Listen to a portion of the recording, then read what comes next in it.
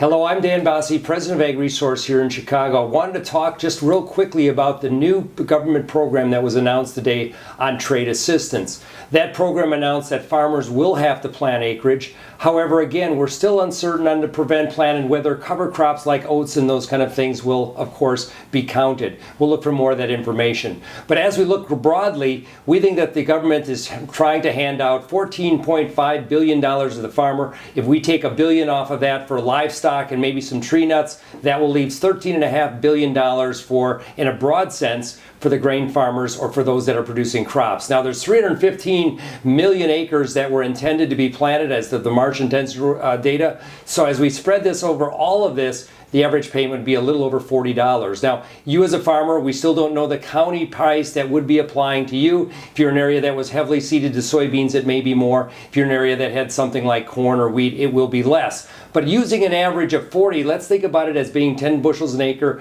to corn and 5 bushels an acre to soybeans. That being said, when we start thinking about prevent plant, for a lot of farmers we've talked to across the Midwest, this kind of payment does not change their mindset this late in the crop year. Most farmers will be looking at a 30 bushel yield drag in terms of corn. On soybeans, that yield drag may be up to 5 to 7. So again, for corn doesn't change it. Maybe a little different on terms of soybeans.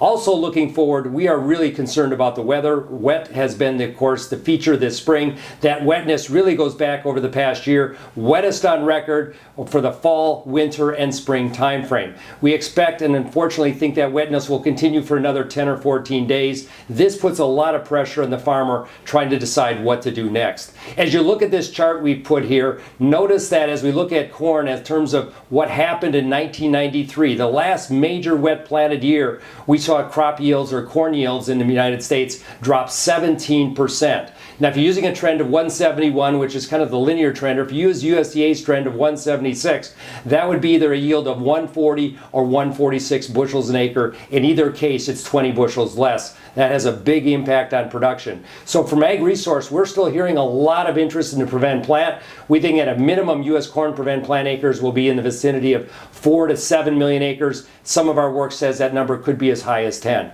Interesting markets ahead, a very big weekend. Happy Memorial Day, everybody. We'll be back next week.